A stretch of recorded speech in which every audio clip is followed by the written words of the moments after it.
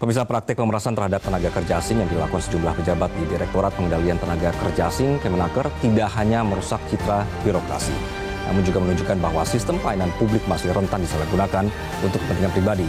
Hal ini menggarisbawahi pentingnya reformasi birokrasi yang bersifat menyeluruh dan berbasis teknologi untuk menutup celah korupsi secara permanen. Inilah editorial Media Indonesia edisi Senin 9 Juni 2025 dengan tema membagi uang korupsi bersama saya Andi Hasibuan. Anda juga bisa berpartisipasi dan berinteraksi melalui telepon kami di nomor 021 583 99 100. Pagi ini sudah bersama saya anggota Dewan Redaksi Media Group Abdul Hoar. Selamat pagi Mas. Selamat pagi. Apakah saya berlebihan ketika menyebut bahwa ini sepertinya sudah jadi culture-nya pelayanan kita? Sebetulnya pernyataan bahwa korupsi menjadi budaya itu bukan pernyataan yang baru. Itu pernyataan yang sudah pernah diungkapkan oleh Mokhtar Lubis dalam sebuah pidato kebudayaan di Taman Ismail Marzuki tahun 1977. Jadi sudah hampir 50 tahun yang lalu, wartawan senior, novelis, penulis Mokhtar Lubis mengatakan itu. Salah satu dari sifat orang Indonesia itu adalah hipokrit itu. Nah, dalam bentuk hipokrit itu diantaranya adalah korupsi yang sudah membudaya, katanya begitu.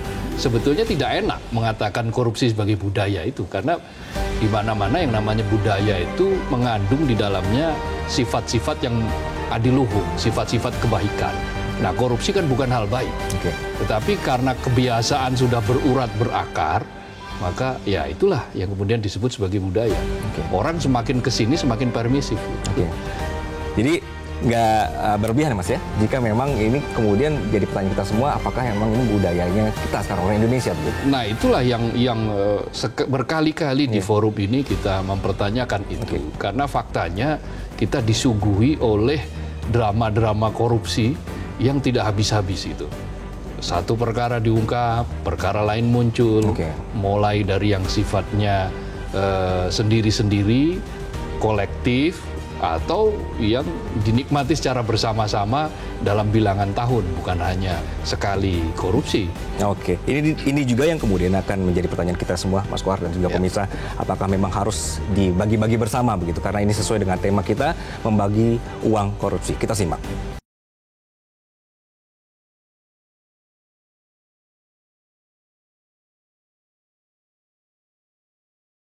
Membagi uang korupsi.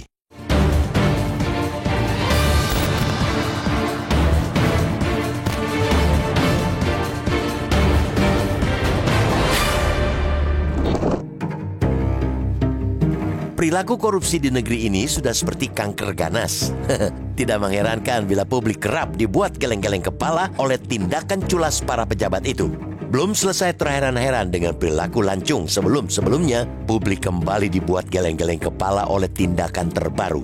Itulah yang terjadi ketika sejumlah pegawai Kementerian Tenaga Kerja atau Kemenaker ditangkap karena memeras tenaga kerja asing atau TKA. Aksi itu berlangsung tidak hanya bilangan tahun dalam hitungan jari, tapi sudah terjadi lebih dari 1 dekade. Komisi Pemberantasan Korupsi KPK menduga pemerasan terhadap TKA itu sudah berlangsung sejak 2012. Duit yang terkumpul diperkirakan mencapai lebih dari 53 miliar rupiah. Sejauh ini, KPK sudah menetapkan 8 pejabat maupun bekas pejabat Direktorat Pengendalian Penggunaan Tenaga Kerja Asing atau PPTKA Kemenaker sebagai tersangka. Dari uang hasil pemerasan itu, mereka juga menggelar pesta makan-makan dan bagi-bagi kepada seluruh pegawai hingga office boy Direktorat PPTKA. Ada sekitar 9 miliar rupiah uang diduga hasil korupsi yang ditebar kepada sekitar 80 pegawai. Para pejabat di direktorat itu seakan hendak berbagi dosa kepada seluruh pegawai, sekaligus hendak menjadikan aksi berbagi uang hasil pemerasan sebagai kebiasaan. Maka, uang hasil gratifikasi dan pemerasan pun akan dianggap sebagai rezeki yang mesti dibagi. Padahal, aksi bagi-bagi itu adalah upaya membuat rekan kerja tutup mulut dan tidak banyak cincong karena sudah mendapat bagian dari sebuah tindak pidana. Modus mereka sebenarnya bukanlah barang baru. Mereka memanfaatkan celah dan kewenangan yang mereka miliki dalam penerbitan izin bagi TKA. Celah itu pun dipakai dengan cara memperlambat proses perizinan bagi TKA yang tidak memberi uang pelicin. Padahal, sebagai aparatur negara, sudah seyogianya mereka melayani publik secepat dan sebaik mungkin. mereka juga sudah mendapatkan gaji beserta tunjangan dari uang rakyat untuk menjalankan pekerjaan dan pelayanan sebaik-baiknya. Toh, yang mereka kerjakan sebetulnya bukan pekerjaan tambahan, bukan lembur, melainkan murni dari bagian tugas pokok mereka.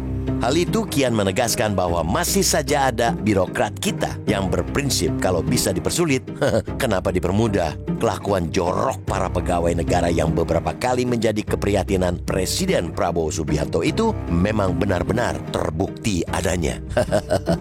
Meskipun nilainya tidak sedahsyat kasus mega korupsi yang mencapai triliunan rupiah, negara tidak boleh menganggap enteng. Penindakan harus tetap dilakukan tanpa pandang bulu. Kendati sudah sangat lambat, pemerintah tetap harus segera menutup celah bagi terjadinya aksi serupa. Aksi pemerasan oleh aparat negara harus dihentikan, baik terhadap warga negara lokal maupun asing. Reformasi birokrasi yang sudah digaungkan sejak 2 dekade lalu nyatanya tetap menyisakan praktek klasik, yaitu kegagalan menciptakan abdi negara yang mampu mewujudkan integritas. Karena itu, demi merealisasikan itu, sistem mesti direalisasikan secara ketat. Minimalkan persinggungan manusia dalam segala pengurusan izin. Cukup antara pemohon dan sistem berbasis teknologi yang bekerja. Sehingga tidak ada lagi yang bisa memperlambat atau memperkilat penyelesaian permohonan karena ada atau tidaknya rasuah. Sepanjang seluruh persyaratan memadai, izin harus dikeluarkan. Kalau ada syarat yang kurang, silakan untuk dilengkapi. Jika tidak bersedia melengkapi, jangan harap izin bisa keluar. Penggunaan teknologi akan menghambat tumbuh kembangnya perilaku korup.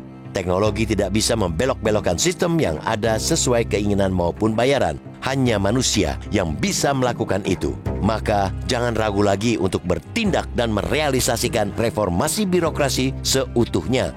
Karena itulah yang akan mengamputasi kanker ganas korupsi.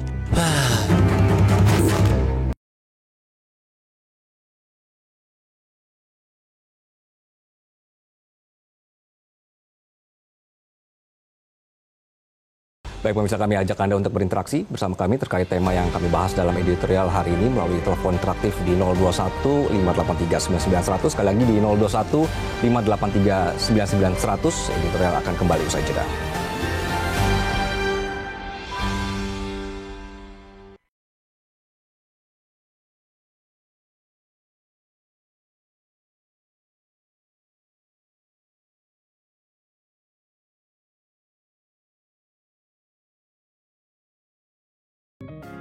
Media Indonesia mengajak Anda untuk mengakses fitur premium e-paper.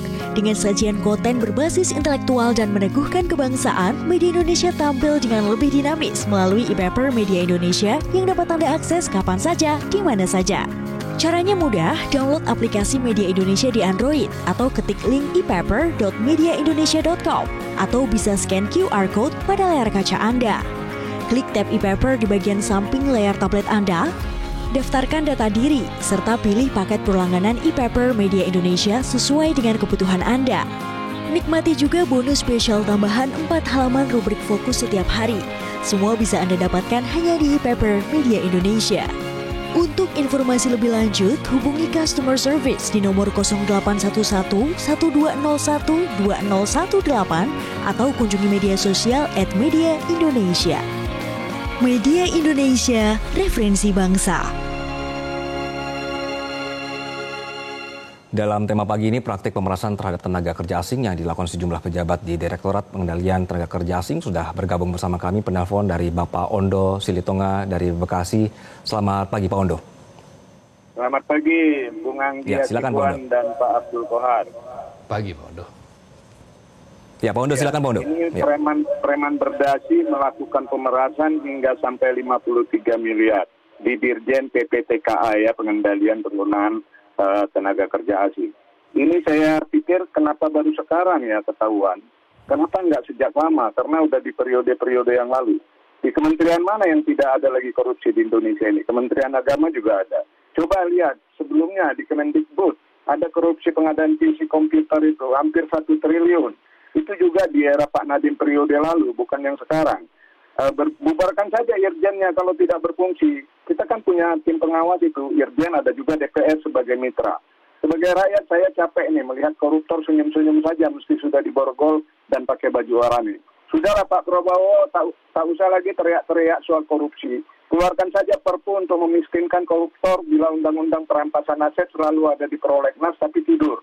Juga sahkan undang-undang pembuktian terbalik. Terakhir, penjarakan koruptor di tengah kota, jadikan objek wisata untuk bahan pembelajaran anak-anak sekolah. Ini mungkin ada efek jerah. Demikian, terima kasih. Baik, Pak Wando, terima kasih, Pak. Mas Kohar, ini mewakili suara hati Indonesia, begitu capek dengerin kasus korupsi ada lagi. Nah, ini kan tadi sudah disinggung sedikit, sudah 1 dekade tanpa ada alarm dari sistem pengawasan internal maupun eksternal, begitu. Apakah memang ini menandakan adanya pembiaran sistem? Ya, begini, kan ada banyak sekali teori tentang mengapa korupsi itu terjadi. Salah satunya adalah Kierkegaard, ya, yang mengatakan bahwa korupsi itu terjadi karena diskresi, ditambah dengan monopoli, tapi minus akuntabilitas. Ada diskresi, ada monopoli, tapi tidak ada akuntabilitas. Nah, problem untuk menciptakan akuntabilitas ini kan mestinya yang harus dikejar. Contoh, di dalam kasus tenaga kerja asing ini, celah-celah itu muncul ketika aturan dibuat. Aturan dibuat itu tujuannya untuk mempermudah, untuk mengendalikan, kan tujuannya untuk pengendalian. Di direktoratnya namanya Direktorat Pengendalian Tenaga Kerja Asing, supaya ini bisa terkendali. Tetapi praktik yang terjadi adalah bagaimana tenaga kerja asing ini dia bisa menghasilkan uang. Bisa dimanfaatkan. Dimanfaatkan untuk menghasilkan uang. Siapa yang berani memberikan amplop tebal, memberikan uang dalam jumlah yang banyak, maka dialah yang akan cepat diizinkan untuk bekerja di Indonesia. Jadi diizinkan atau tidak diizinkan itu bukan berdasarkan sesuai peraturan atau tidak, kompetensinya ada atau tidak, tetapi berdasarkan tebal tipisnya amplop. Nah, kalau semacam ini terus terjadi, maka salah satu cara yang dilakukan adalah membuat sistem. Membuat sistem bagaimana orang itu tidak bersinggungan secara langsung. Tetapi ini persoalannya, sistem sudah siap untuk dilakukan, tetapi ada saja yang tidak setuju, ada saja yang mencoba untuk menjegal. Karena apa? Karena ini dianggap sebagai periuk, sebagai penghasil untuk penggemuk pundi-pundi. Ini ada poin menarik. Mas menyinggung digitalisasi tadi, kan gitu. Ini kan sering disebut juga sebagai solusi supaya nggak korupsi, supaya tidak bersinggungan dengan manusia, begitu.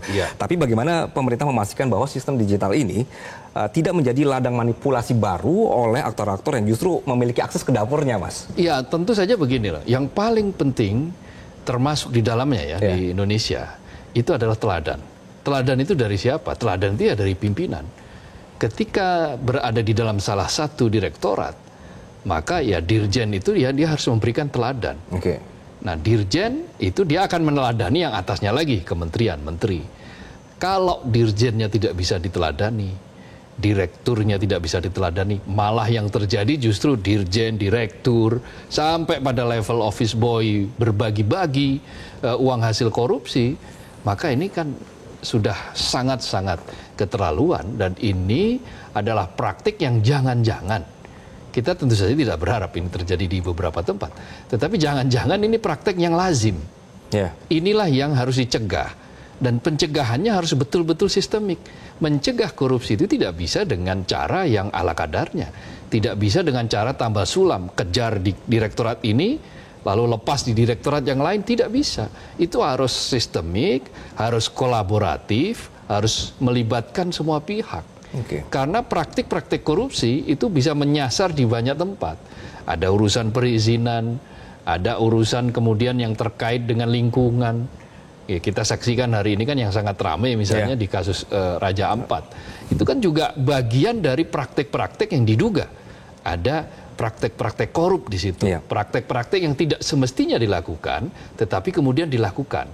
Nah, hal-hal semacam ini, selama kita tidak memperbaiki sifat-sifat buruk yang disebut dalam pidato kebudayaannya Mokhtar Lubis tadi, 6 sifat buruk, salah satu diantaranya adalah sikap korup, hipokrit, munafik, menyangkal dan seterusnya, maka ya kita akan berada dalam situasi yang terus-menerus begini terus. Seperti kayak lingkaran setan yang tidak pernah terputus. Kenapa kita begitu jago jika berkaitan dengan jargon, tapi ketika praktiknya agak sulit dilakukan nih, Mas? Ya, karena kita kehilangan salah satu wujud sosok-sosok yang autentik. Autentik itu adalah satunya kata dengan perbuatan. Satunya kata dengan perbuatan itu sebetulnya sudah banyak dicontohkan oleh sosok-sosok kita terdahulu, oleh para pendiri republik ini. Kita kehilangan sosok sekarang? Kita kehilangan, seperti kehilangan itu. Kita lebih banyak mengalami surplus politisi, tetapi defisit negarawan. Ini kan yang sudah menjadi keluhan kita dalam beberapa, bukan hanya bilangan tahun, tapi sudah beberapa dekade terakhir ini, kita kehilangan itu. Ada waktu yang kemudian sempat diporak-porandakan semuanya bahwa menjadi korup itu adalah suatu yang biasa. Maka kan ada yang namanya tempat basah, tempat kering. Di kalangan birokrasi kan dikenal itu. Itu kan menandakan bahwa memang kita ini orientasi orang untuk masuk dalam jabatan tertentu itu ya masih berburu rente. Bukan orientasi untuk pengabdian, itu masih sangat jauh lah panggang dari api itu. Nah bagaimana mengubah mental ini, kalau ke dalam kasus ini saja sampai ke OB pun diikutkan begitu ya, Mas Koharnya. Bagaimana supaya bisa kita lurus kembali, nanti kami akan lanjutkan pemirsa diskusinya usai jeda. Tetap bersama kami.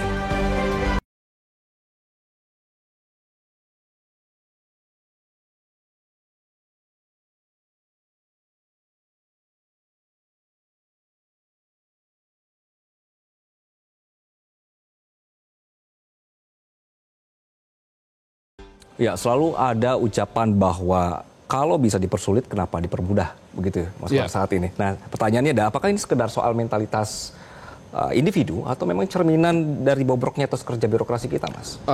Korupsi itu hampir dilakukan, tidak mungkin dilakukan hanya individu, hanya orang per orang.